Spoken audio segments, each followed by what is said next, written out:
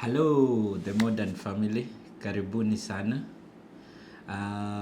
This is our second episode as regards to cancers. Once again, I'm Dr. Victor Teti. I am a gynecological oncologist, meaning I specialized in cancer of the female reproductive system. That means the vulva, the cervix, the vagina, the uterus, and the ovaries. And I've had a lot of questions about different types of cancers, and as our second bit, we did the first one, which was ovary, which was quite long. Today we are going to do endometrial cancer.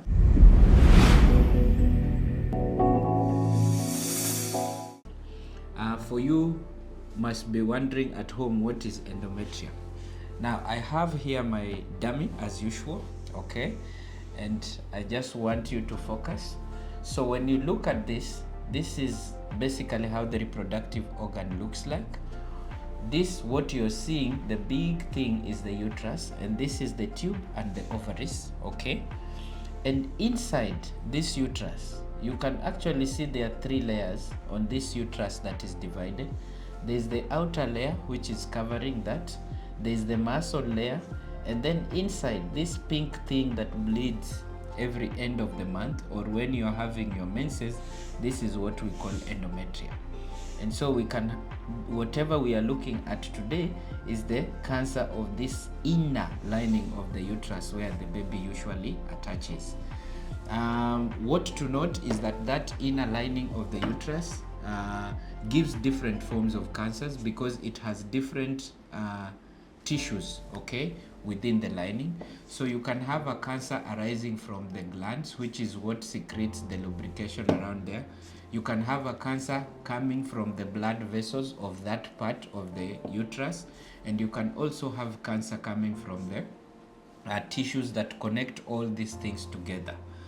So some of those fancy names that you'll come across are things like sarcomas, adenocarcinomas. I don't want you to pay attention to this, but roughly this is what we can have.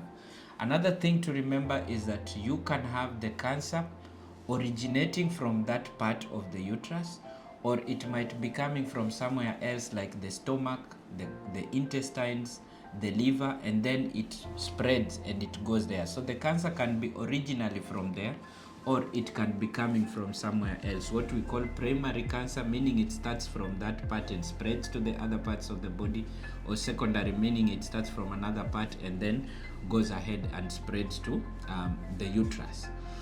The second question that most people have been asking, what are the risk factors, okay, and how can we prevent this endometrial cancer? One of the main risk factors is age. Usually cancer of the endometrium is common in the just around the menopause and after menopausal age. It is quite rare to find it on the younger people, but in medicine nothing is 100%. And so even in younger people, though it is common, but age is one of the biggest factor. The second thing is if you have no children, or if you have reduced number of children. We are talking about one child in your entire life. And so that goes without saying that if reduced number of children is a cause, then how do you prevent it? Then probably should we be advising people to have more children? This is out there, is for you to decide, okay? The other thing is obesity, in that people who have what we call a plum shape. A plum, you've seen how the fruit looks like a plum, is very is thick at the center as compared to the edges. So what we always advise women is we want them to have what we call a pear shape. So you have a very tiny waist, and then you can end up having big waist. In Africa, a tiny waist and you have big hips. In Africa, lucky for us, most of us, this is the body that we see, and this is one of the ways that you can actually reduce cancer of the endometrium. The other thing is a poorly controlled hypertension. So it is important that you have your hypertension disease controlled, you have your diabetes controlled, because all these have been shown to be associated with endometrial cancer. There are patients who have excess estrogen, and this can be commonly, you've heard of people who have polycystic ovarian syndrome. These ones usually have excess estrogen, and one of the things that we do is every year we want to do ultrasounds and just find out how is the lining of the uterus, because they are at an increased risk of getting endometrial cancer. The other people who might have excess estrogen, they are patients who we put on estrogen. For example, you are menopausal, okay, and you have these symptoms of menopause. We usually put you on estrogen or combined estrogen and progesterone. This can actually put you at an increased risk of getting what? Endometrial cancer. There are patients who have had breast cancer, and we have put them on a specific hormonal drug called tamoxifen. These ones also need to be monitored. So if you have a relative who is probably on tamoxifen for treatment of any of these diseases, then they need to be monitored clearly and more frequently. The other thing is there are some genetic conditions. As I said on my previous discussion, that if you have colon cancer, breast cancer, ovarian cancer, and endometrial cancer, these are usually related. And so if you have relatives who have probably had this kind of a thing, then you need to have your endometrium checked quite regularly so that we are able to pick any early signs of cancer or if cancer is going to develop. The other things are like radiotherapy. Someone might have probably cancer of the vulva, okay, and when they do this, they end up getting radiotherapy. These patients are at an increased risk of getting endometrial cancer, some form of endometrial cancer called carcinosarcoma, and so this is important. And the other thing are patients who have excessively thickened what we call lining of the uterus. Also, these ones can end up having what we call cancer. So what are the symptoms? Usually, unlike the ovarian cancer, this one is good because even early disease actually gives you symptoms. And one of the commonest symptoms is someone who is already postmenopausal, then all of a sudden they start bleeding, okay? This is a very serious symptom that needs not to be ignored.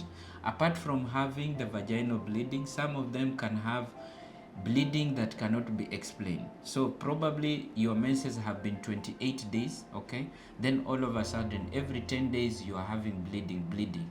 And most of the time, even when we try to control this bleeding with hormonal treatment, it doesn't go away. These people also are likely, probably there's something going in.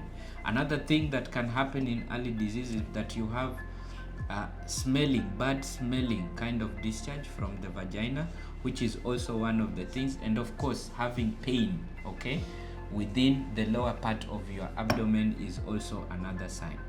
Once you have had advanced disease, this we are looking at stage 3, stage 4, then things become more clearer, okay?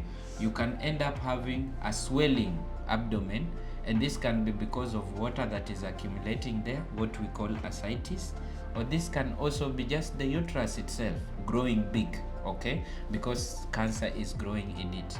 And of course, once now it has advanced and it has gone to the lungs, it has gone to the brain, all these places you can have unexplained headaches, you can have loss of consciousness, you are probably walking and thus you collapse and no one can explain what is happening. These are all signs of advanced disease. Other common things are probably anemia, reduced blood level, because you're bleeding all the time, so you will definitely have reduced blood. And then the other thing is, again, unexplainable weight loss. So you have someone who's been okay, they have no disease, they are eating okay, but they keep on losing weight. All these are some of the symptoms and signs of late disease. How do we screen? Okay. Again, unlike cancer of the cervix, we do not have any proven method to screen endometrial cancer, okay, in general population. However, there are those high-risk groups that we think, and they are the people I've talked about, okay? People who have polycystic ovarian syndrome, people whose relatives probably have had colon cancer, breast cancer, people who have done genetic testing, and they have found out that they have a gene problem somewhere which can put them at an increased risk of getting endometrial cancer. These ones, we have a way of doing it.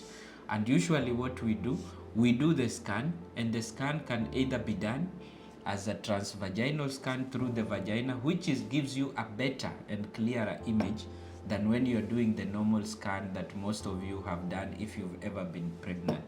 And this one, we usually look at the thickness of the lining of the uterus and all that.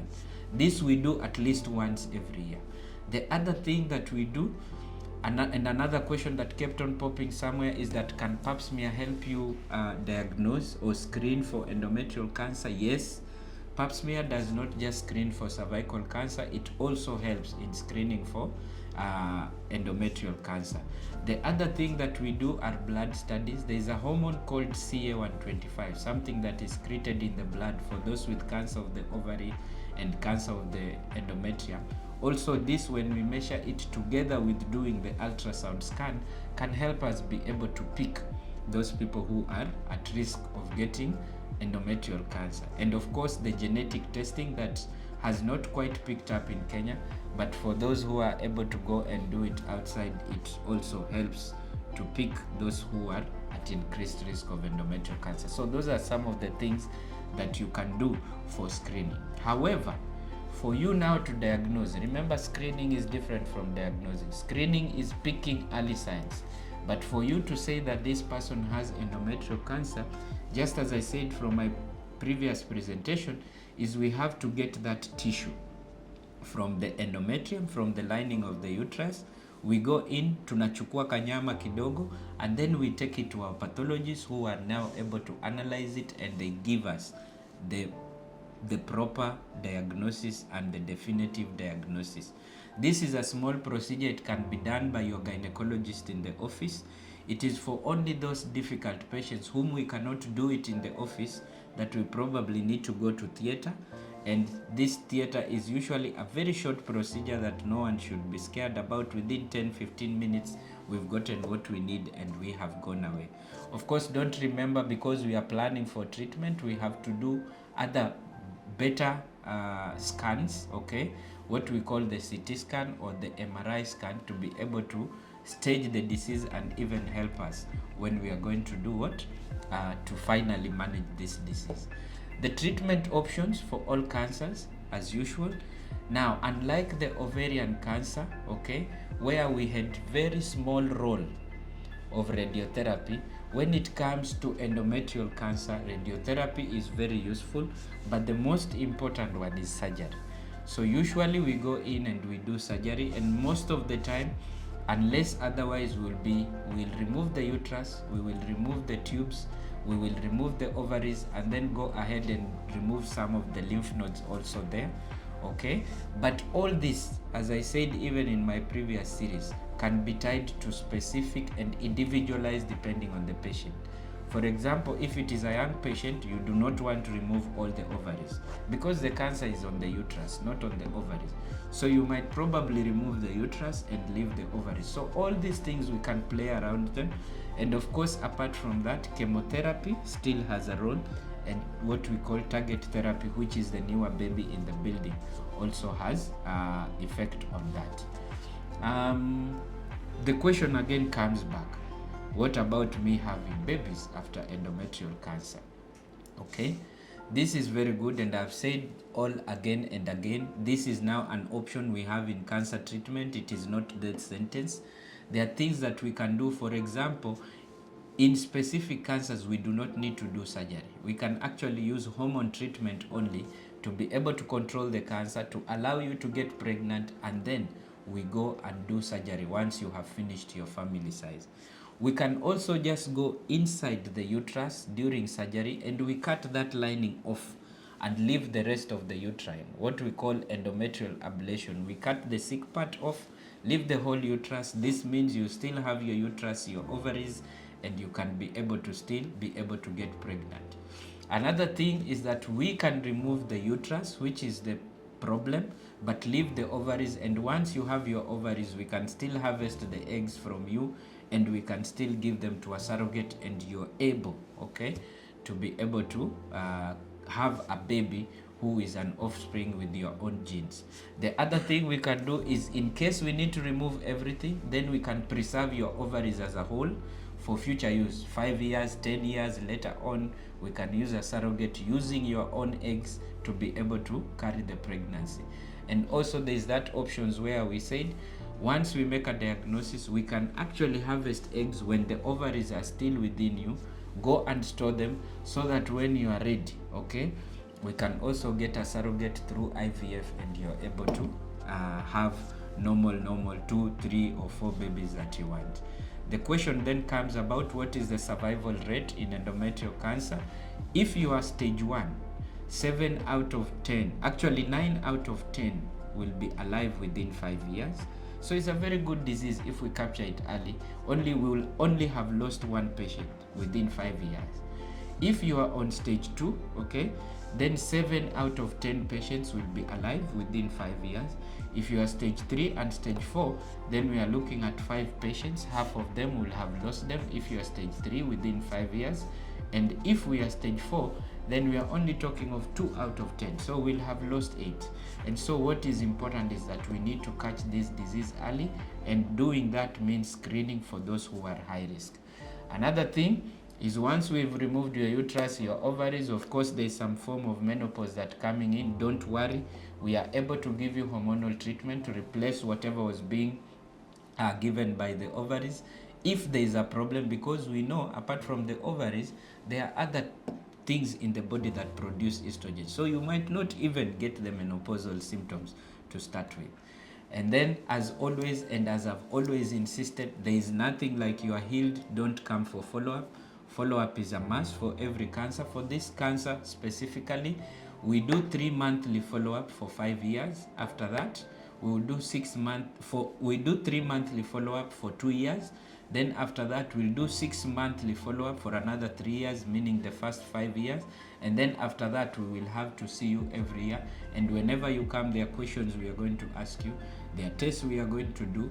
There are scans we are going to do. And that way, we are able to capture any recurrence of the disease early. And if there is any disease recurrence, there are treatment options, many of them, okay? And so this should not be something to worry us at this point. What is important is follow-up. Until next time, thank you very much.